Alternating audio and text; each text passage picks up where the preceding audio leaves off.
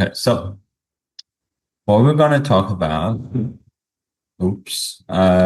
is around AI and, what was the lesson, right? It was around like what would be possible with smaller jobs.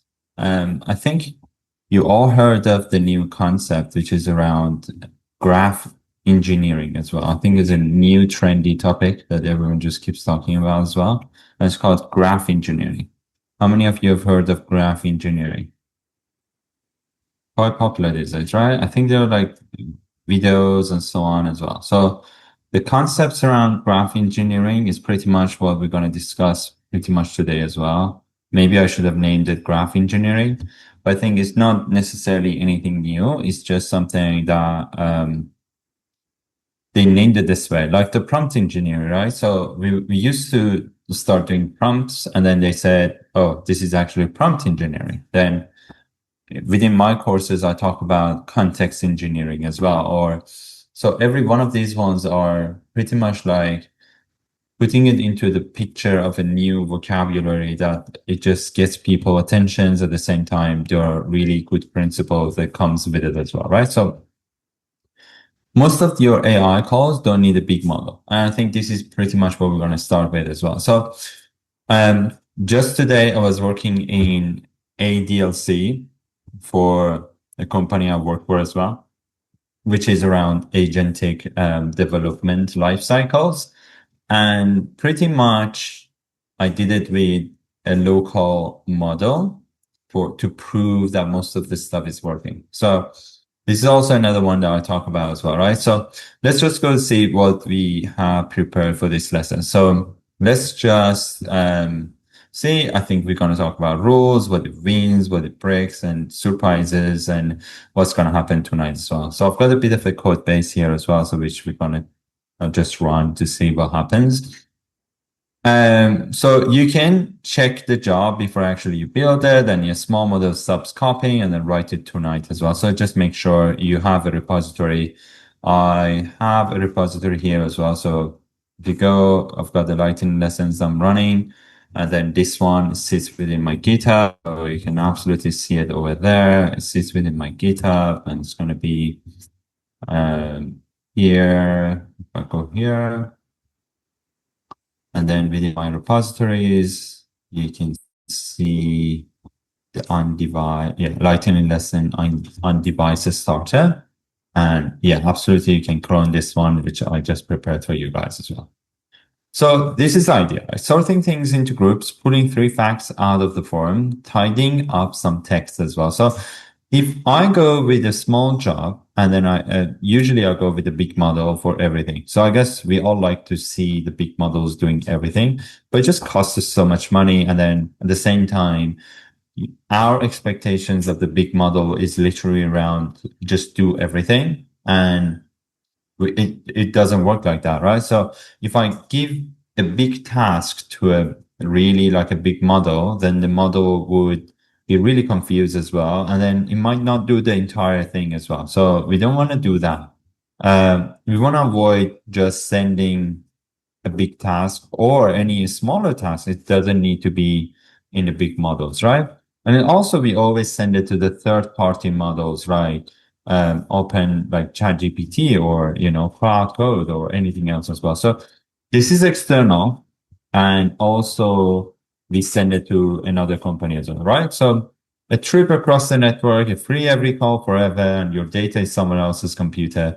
It's not necessarily ideal. So if I go to say my laptop or the cloud is the wrong first question as well. So we don't want to think about it like this to say, okay, let's see, my laptop or the cloud. No, we don't want to start with just having this question in mind. How many steps of thinking does the job need? This is a right answer, right question. So we want to make sure we understand this one. This is our first question.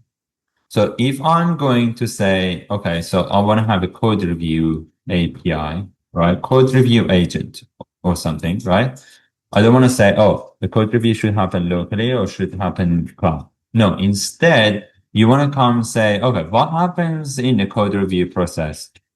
It's first, I need to understand the intent. The second thing is I need to understand what principles the company has. Then I need to understand what principles the code base has. Then I need to understand what was the intent behind this person's PR. And then I want to understand, okay, so what issues I'm finding within this code base, and then which one is worth flagging or commenting on. And then I want to make sure how to articulate it pretty good so the person who is viewing it understands as well. So this is my code review process. And before even going to say what model I'm using, I just put down the whole workflow. So this is just a workflow I designed. Obviously, if we go to the project, we might go with a different approach as well. So if you know the four things to check is fourth on beats the other three, does it needs to be fast? And that's the question. Is it a private? How many calls a month as well? And then how many steps of thinking? So then NPM run a score. Yes, you can score it out. So let's say, what's the score for this? How we measure, what sort of stuff we want to have as well. And then if you know the answer to these basic questions, then that helps you with making decisions as well. So is it under 2 GB and checked almost nobody does as well. So there's another one as well, right? So there is a trade-off. If the trade-off is if I go locally, then I need to have a storage for that specific model. So if I go with Coin, right?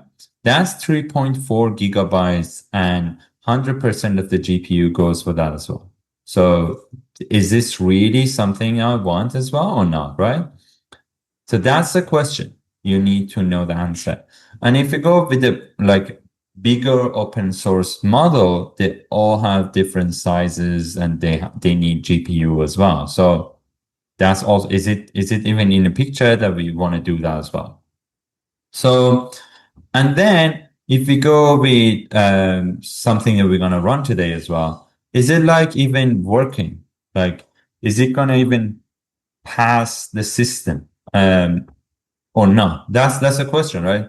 So if I go with the project here, I've got the bench project, for example. So I've got a task here, and the task itself is this task is these are the rules of the task. And then the task itself sitting up here. And I say from this subject still changed after canceling. I canceled the pro plan 14th of June, but I was charged £49. And the 1st of June, and then it just describes the whole thing. So then I want to see if I run it throughout different models, and I can easily do that by just saying npm run bench for this project. Obviously, I set the .env as well because I'm actually using Open Router to use GPT model.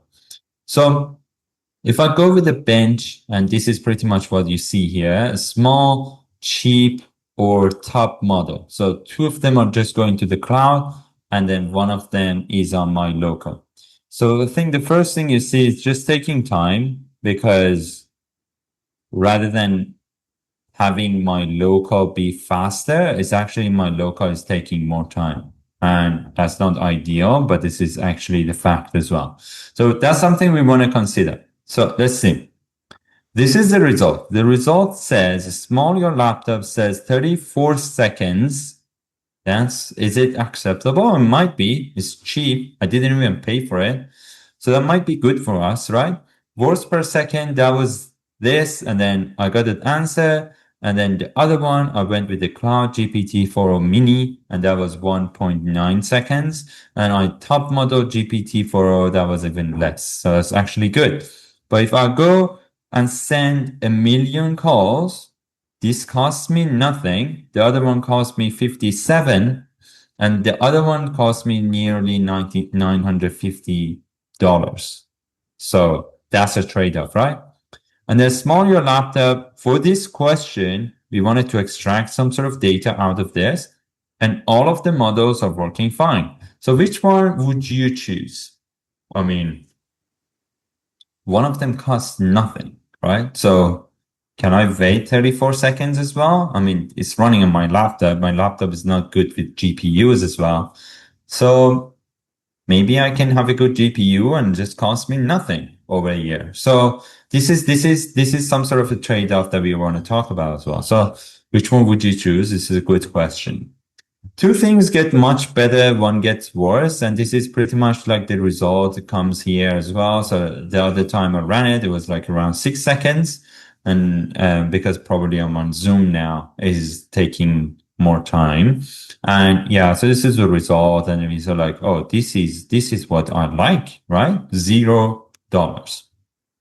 Cost goes to zero. Privacy is solved and it's faster. Is it even faster? Not really. It's actually slower.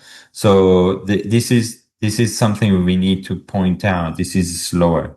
I mean, even though we are sending to the big model out there using a really top model, the system on my machine is slower than the cloud, which is doesn't make sense, but it is. So if you want to have a faster system, you probably want to run it into the server. So when you're buying a server, you probably want a server with a better GPU as well. So same subject, same answer format, one more steps of thinking. And this is another one that we can go through as well. So this is pretty much the idea. And then we can go with this one, which is another one, how to fails a whole lesson. Small laptop fails this. And then if it fails, what happens as well? So what if you have a job and instead of actually running into the top system out there or top model out there, you go and try to do it with the local if you can wait for that. And if it passed your validation, right? So in this case, I really wanted to get this data out. So I can have a check to say, is this data extracted from the system? So if I have a check here, right? And if I'm happy with the result or the validation is good, then I'm happy I go here. But if for any reason something happens and I don't like it, so if it's yes, unacceptable, then I go and then end the job. But if it's no, maybe I can send it then to another model, right? So this is free, but then if it's didn't check, I couldn't extract the data, then I send it to GPT, for example, right? And then I go and say, okay, GPT probably needs to be checked again, right? And then if it's checked, say yes. So you could pretty much say, okay, I have pretty much like a hierarchy of the models. I go with the cheaper ones here, go with a bit more expensive ones, and then go with the top model at the end. If this is really good. I think you can see a lot of businesses are probably doing extracting data from images. So we used to have this image processing like APIs by AWS and Google, but they're not as good as AI models that they're processing images now. So they're changing it, but the change is cost money as well. So what if you say, okay, let's go with the hierarchy of the models. Let's try the cheaper ones first. 90% of the times we're good. Then the 10%, let's just go a bit better model. And if that didn't work out, let's just go with the top model for that image. So the waiting time is not necessarily crazy, but it's actually a good system as well, right? So it saves you money. The cheap cloud model breaks it in the same place. So prove the fact, handles it, but apply the rules. And then if you have the rules, you can see the small model just fails as well. So I guess this is another one that we can absolutely run as well, but I guess I'll just leave it to you guys so you can do it yourself. So choose how smart first and choose where to run it second. So come up with a pipeline of what the task is, break it down as much as you can. Then if there are different models that is used, each one of them, you can go over this, see how smart you want to be in each step. And then you know your answer. Is the free model is just good enough for you, or you want to go with a more expensive model? So the top models can handle everything, but we don't want to send everything to the top models as well. Just don't integrate GPT to everything. So as a practice, I found it quite useful to go to Open Router. The reason is because within Open Router, I have access to all models with one key. So I can easily switch. So I go DeepSeek and then I go Coin and I go the other one. And then each one of them like, oh, this is actually pretty good. Plus the local models that I have as well. So I can switch between the models way easier using one key, and I can go between the companies as well. So if I don't like OpenAI model for for example, GPT-4o, I go quickly switch to the Google Flash, right? So you can do that, and these are pretty good systems. So I guess I suggested to use it as well. So name one job in your system that's on the wrong model as well. So you can, if you have AI models, you can absolutely do that as well. Do you guys have any question? I think this is pretty much like the lightning lessons, and I have this newsletter that you can absolutely sign in, which is pretty good. I also have the cohort that is running now. So the students are actually joining the sessions. This is like I think we are in the fourth week now. This is 6 weeks, but the next one is going to be 4 weeks for production ready systems with LLMs. I ran this one as well, and that was pretty good, and we had really good experience with that one as well. And absolutely, yeah. So there are newsletter. You can absolutely join the newsletter as well. I just randomly share on occasion as well, and then at the same time you can see the other so I'm going to talk about context engineering on 18th of August, and the next one is something else. So you can absolutely see them as well. And then, yeah, just let me know if you had any comments or any idea, or if you wanted to join the course, just let me know as well. And hope you enjoyed it. Hope you enjoyed this session. And hopefully I'm going to see you on the next ones as well. So I guess some of you just joined now. And thanks for joining. This is going to be recorded. I put it into my YouTube as well, but you can absolutely see it in Maven as well. So thank you. Thank you, everyone. And yeah, see you next sessions. Bye.